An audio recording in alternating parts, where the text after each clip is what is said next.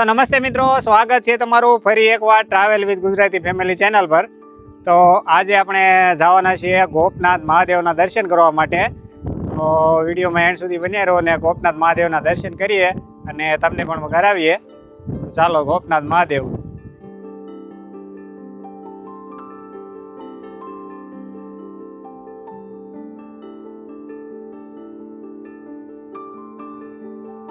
ગોપનાથ મહાદેવ મંદિર ભાવનગરથી લગભગ 80 કિલોમીટર દૂર આવેલું છે અને અરબ સાગરના કિનારે આવેલું સુંદર મજાનું મહાદેવનું મંદિર છે.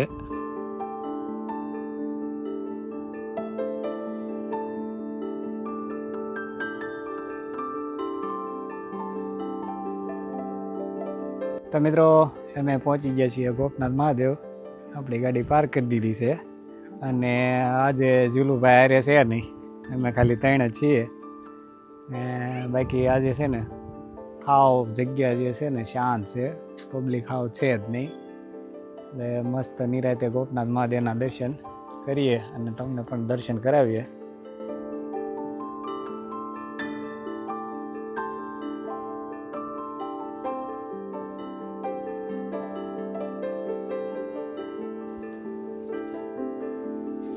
ગોપનાથ મહાદેવ મંદિરની અંદર આ 2 તોપો છે, જે સાચી તોપો રિયલ તોપો છે, કોઈ ટેચ્યુ બેચ્યુ નથી. એક આ છે અને એક આ છે.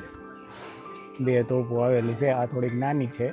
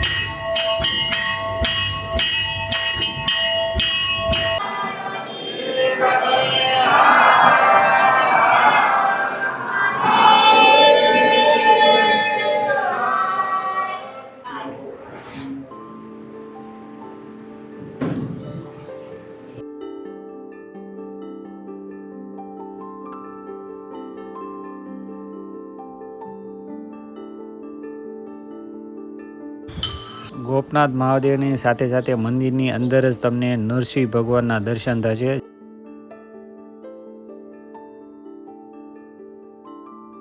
અને મંદિરની બહાર તમે આવો એટલે નરસિંહ મહેતા, શ્રી રાધા કૃષ્ણ અને મહાકાળી માતાના દર્શન તમને થશે.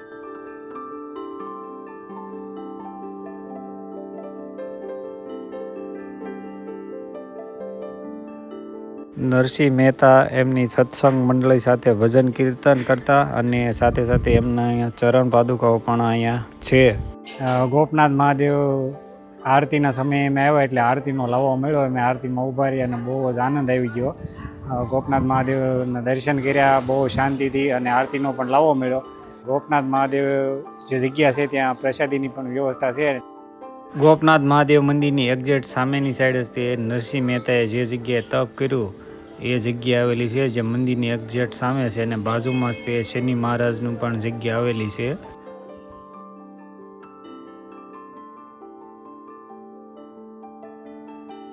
મંદિરના આંગણમાં જ તે નાનો એવો ચબૂતરો બનેલો છે, જેમાં તમને બહુ બધા પક્ષી મળશે. ખાસ કરીને કબૂતર જોવા મળશે અને એમના માટે તમે થોડું ઘણું યોગદાન આપી શકો છો ચણ માટે. મંદિરની બહાર જ તે ઘણા બધા સુરાપુરા દાદાઓની ખાંભીઓ આવેલી છે.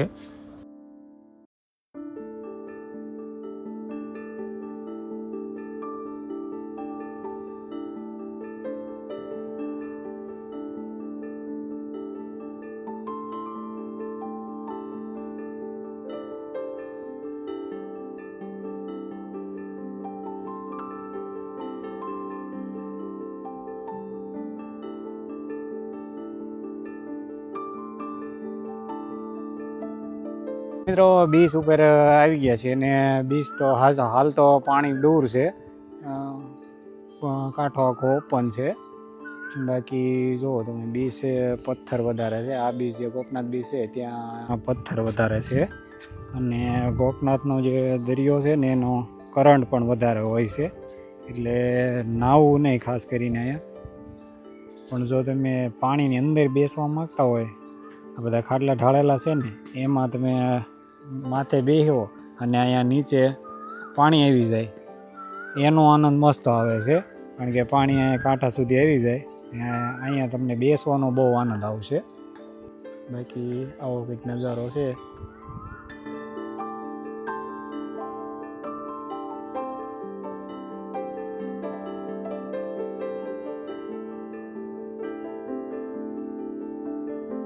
આ નવી ભોજનશાળા બની ગઈ છે ગોપનાથ મહાદેવ મંદિરમાં. જે પહેલાં આપણે આગળ જોઈએ એ જૂની ભોજનશાળા હતી ને આ ઘણો બધો મોટો હોલ થઈ ગયો છે. સામેની સાઈડ જે છે એ જૂની ભોજનશાળા. ને ચાલો તો પ્રસાદી લઈ લઈએ.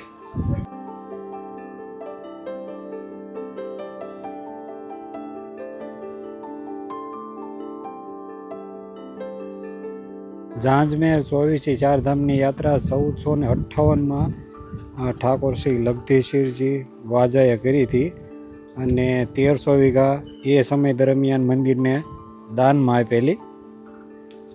મંદિર ટ્રસ્ટની ધર્મશાળા પણ બનેલી છે, જેમાં તમે રાત્રિ રોકાણ પણ કરી શકો છો આ જગ્યા પર. તો મિત્રો, ગોપનાથ મહાદેવ મંદિરના ઇતિહાસ વિશે વાત કરીએ તો લગભગ આશરે 600 થી 750 વર્ષ જૂનું આ મંદિર છે અને અહીંયા નરસિંહ મહેતાએ તપ કરેલું, અન્નજળનો ત્યાગ કરીને, અને પછી મહાદેવ પ્રસન્ન થયેલા અને મહાદેવ માગવાનું કીધું. નરસિંહ મહેતાએ ભગવાન શ્રી કૃષ્ણના દર્શન અને એમની રાસલીલા જોવાનું કીધું. તો મહાદેવે શ્રી કૃષ્ણ ભગવાનને કીધું કે તમે ગોપનાથ આવો અને નરસિંહ મહેતાને તમારી રાસલીલા બતાવો. આ હતો આ જગ્યાનો ઇતિહાસ. અને જે અહીંના જે જાંજમેરના રાજા હતા, જે લગધીશિરજી વાજા, લગધીશિરજી બાપુ, જેમને 1400ની સાલમાં ચારધામની યાત્રા કરી અને આ મંદિર ટ્રસ્ટને એ સમયે 1300 વીઘા જમીન દાનમાં આપેલી. જગ્યા બહુ સારી છે અને એક્ઝેક્ટ દરિયાની સામે દરિયાકાંઠે આવેલી છે. શાંત વાતાવરણ ને તમને અહીંયા આવી અને બહુ જ આનંદ થશે. તો બસ મિત્રો, આ હતો આ મંદિરનો ઇતિહાસ. જો તમને અમારા આવા વિડીયો પસંદ આવતો હોય તો અમારી ચેનલ ટ્રાવેલ વિથ ગુજરાતી ફેમિલીને લાઇક કરો, શેર કરો અને સબસ્ક્રાઈબ કરો. Thanks for your time.